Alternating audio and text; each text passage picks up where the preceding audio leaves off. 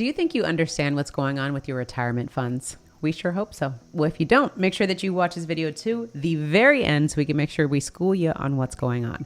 My name is Carmen. And I'm Darius. And today we're going to be discussing the truth about 401ks in particular. The reason why we want to talk about 401ks is because in our channel, we get a lot of questions, and we get a lot of questions personally about what we think is the best route to go with 401ks. Now, we're not going to try to tell you to do either one. We just want to expose the truths about it so you can make your own decisions. Now, disclaimers out there, we are not retirement specialists nor tax specialists. All we want to do is have a conversation about retirement funds, about accounts and things like that, so that you can conceptualize what's happening and then make the best decision for you. Right. Now, let's start with the background of 401ks. It actually came from, it started in 1978, and it's up on the tax code as a 401k. And what it allows us to do is we can defer taxes on our investments through to our 401k plan through our employer. Now, prior to that, we had pensions. Pensions, what it did is it allowed companies to pay their employees for the rest of their life, which was really good, by the way. I didn't have the opportunity to benefit from that, but my grandmother did, and I think my mom had one too. Yeah, no, it's true. Well, and the thing that was great about pensions, so to speak, is that it was amazing for the employee, but then the employer recognized that they took on this huge financial burden, which was to pay people a salary for their entire lives. They didn't realize how long people were going to be living, and that's why you don't really see a lot of pensions offered these days, because we're living longer and longer, and companies don't want to be on the hook for that long. Right. Now, I wish they still had it, because that would be something I would be really interested in. But what we do have is the 401k. So let's go ahead and dive into some of the concepts that we want you to understand about your 401k. So when it comes to a 401k, basically you're depositing money in tax deferred, meaning you're not paying taxes on this money initially, and you are deferring how you'll pay taxes on this account until a later date, which is when you retire. So we just have to think about that for a second, right? Like, again, think of the concept. If we're not paying taxes now, we're paying taxes later. We have to then ask ourselves, what are taxes going to be like later? And then what tax bracket am I going to be in later? Because a lot of people, what I feel like a lot of people do is when they think about their 401k, they go, okay, at the end of my lifespan, I'm not going to be making as much money because I'm going to be retired, when that's completely false. Every single year, we're always striving to make more and more and more money. So by the time you go to the retirement age, you're probably making the most money, or you should be making the most money that you have in your lifetime, because every single year you're building on this income. So when you think about deferring taxes to a later date, when you defer taxes to this later date, you're probably going to be at the highest tax bracket than you would have ever been in. And now who knows what taxes are going to be at that point. Right. So just off of those two things, I mean, think about that for a second. Yeah. And I even think about the conversations we have with our accountant. The advice that they give us is to make more money. If you want to fix whatever you want to fix, just make more money. They never tell us to make less money than we did, or set us up so that we can make less money when we retire, so to speak. So if you have someone in your life that's giving you advice that you should make less money when you go to retire so that you don't have to pay as much in taxes, then that's not really that's not someone you want on your roster. Yeah, that's not somebody you want on your roster. So another thing to take into consideration is the fact that all this government spending, it has to be paid somehow. How else is it going to be paid unless we potentially increase taxes? Now, the tax rate that we're at now, we understand exactly what that is. We don't know what it is in the future. So what we're doing with the 401k is we're deferring those taxes for whatever taxes may be in the future. And as long as our spending continues to go up as a country, our government spending continues to go up, there's a good possibility that we could be paying a higher tax bracket, paying more in taxes, even if we have less income. It is true. So that's the one thing that we want you to think about is just taxes. Again, we didn't go into the numbers or the specifics, just the concept of it. Just think about how this is going to affect your account. The next thing is whenever you deposit money into your 401k, obviously that money is being invested. What is it being invested in? What's happening in the market? You'll see a lot of people in 2008, for example, they lost their shirts and everything else because the money was invested in the market. Fortunately, the market goes up and down. down. So are you invested in the market? Meaning, do you understand what's going on? Can you speak to the truth, what's happening and how your money is performing? Because when you put your money up in that account, now you're trusting someone else to move those funds, make sure that it's growing for you. And a lot of times, 9 times out of 10, you're not watching what's happening in your retirement accounts. Right. And another thing is the fact that you don't have a good portfolio. You don't have a good diverse investment asset classes. Yeah. Because for one of your 401k, you may be invested in paper assets, but you may also want to be thinking about like real estate. You may want to think about gold, precious metals. There's other things that you want to take into consideration when you want to look at the big picture of how your 401k is really performing for you. I'm glad that you said that point, because do you understand what diversification means? Yeah, having different asset classes. That's what diversification means. Not the different mutual funds that you have with inside of your 401k account. We're talking about different asset classes. Art, crypto, real estate. What were some of the other ones that you mentioned? Real estate. Yeah, I said real estate, paper goods, digital assets, whatever it is.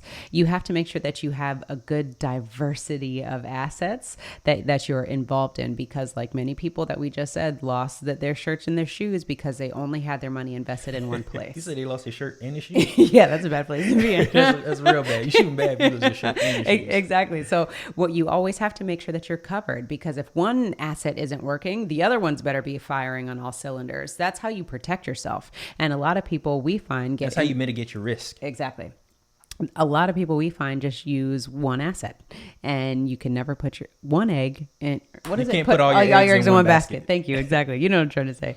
So you have to think about that. And that's where we feel like people get in trouble is, one, they don't understand the tax implications. Two, they're not diversified enough within the assets that they're getting involved in. And then the third point I want to talk about is inflation. So, is $1 worth more today or tomorrow?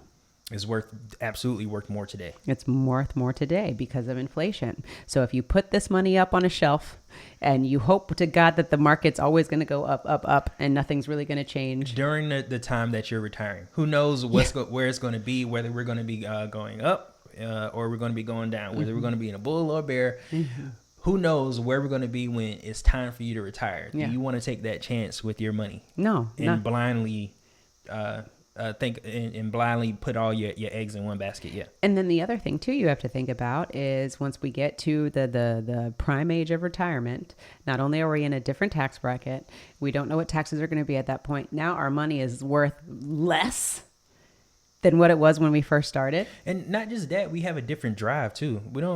I don't think necessarily when I'm 75 years old, or whenever we plan to retire, that I have the same get after it attitude as I do right now. You never know. You could be a nice whippersnapper, but I'm just talking about inflation. I'm just saying from inflation standpoint, we have to think about these three things. Like we said, taxes, we're talking about inflation, and then we're dependent on whatever the market's doing. That's a whole lot of uncertainty that you're putting a ton of money and investing into this asset class every single year. Yeah. But my company matches. Again, there's too much uncertainty. If the company matches 100%, 20%, whatever it is, I don't care. You don't know what's happening with that money. You don't. And you're dependent on somebody else again to make your money work for you. Yeah. So, go ahead. Sorry. I was just going to add another point where I think people don't take into consideration. That's the cost of doing business. Ooh, that's a good one. The fees. The hidden fees. The fees that you know about and the fees that you don't know about. There's always a cost to doing business with anyone and everyone. There's nothing free in this world. And that's the same case when it comes to your 401k. There was a study done a few years ago when they say the average person that's invested in their 401k for over 25 years with the median income, they pay over $140,000 in fees. 140,000 over the course of 25 years investing in the 401k. They pay over $140,000 in hidden fees. You hear that? He just said hidden fees. So what about the fees people know about? That's the thing. And another thing to take into consideration is there's sometimes when we need funds where we borrow from our 401k, there's still fees associated with getting that money. And when you have that money isn't working in the market. Yeah. So not only have you taken those funds away from the market, but then you're paying yourself back with interest. Yes, but it's not performing with the market. So if you borrowed money and the market just blows up, you miss your opportunity on the funds that you borrowed. That's true. And so many great points. So the fees, do you understand what's happening with the fees? So you put money in, don't understand that some of that money is going towards fees. So not all of that money is being invested like you thought it was. The next thing is whenever you have to touch those funds and you need to use it for emergency fund or whatever it is, or some sort of other investment, you have to realize how that's going to affect the performance of the account. Because the minute you take money out, not only are you hit over the head with penalties, now that money is removed from the market and you're no longer going to earn in case that there was a come up. Right. So you have to think about all of these things again. And at the end of the day for us, the biggest problem that we personally have with a 401k, which is why we don't own one. We did used to have one from our employers before, but now we don't.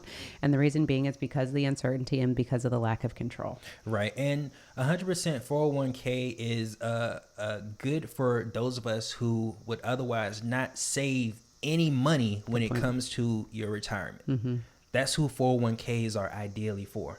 For those of us who like to take responsibility and take things in our own hands, where we invest our funds, where we actually take a look at the stock market. We're experts with stock markets, or experts with real estate, or expert with other asset classes. Then maybe you can use some of those funds from your 401k to get a better return on your investment than the actual 401k. Yeah. And another thing to think about is the taxes. Like, again, we're not tax professionals. Refer to your tax professional when it comes to this, but you are deferring taxes. You're not getting a tax break. Sure. You're still going to pay taxes on those funds. There's some opportunities that you can create for yourself through your business where you can actually have a tax break. That's what you're looking for, not deferring the tax and kicking it down the road. You want to make sure that you do whatever necessary things that you need to do for opportunities as far as taxes now, because you have no idea what the rules are going to be in the future. Yeah. And I think the other thing that we want you all to consider is if you invest $1 today and you put that up for, 30 years, do you really think that you couldn't have done better with those funds than putting it in a 401k and waiting to cash it out? You should really consider that, because there's so many opportunities that you can get involved in these days, especially with the online space that we're in, where you can make buku money and not have to wait 30, 40 years to use this money to just then let taxes be implicated and everything be taken from you. So these are things that we just want you to think about. We're just planting the seed. And I wouldn't necessarily say taken away, it'd be reduced. The amount of money that you see on paper is different from the amount of money that you actually get in your account, because then you're taxed on as ordinary income. How is that not taken away? How is that not? It hurts more. Taken away, it hurts more. It hurts. Yeah. Right? Every single, because think about it. I'm sure, and that's the other thing. A lot of people don't do the calculations to say, okay, if I put $100 away every single month inside my 401k, what is that going to look like 30 years from now? Not much. How is taxes going to look like? How is taxes going to implicate that? And then how is inflation going to take a look at that? If you actually do the math, there are calculators out there where you can see what your retirement will look like.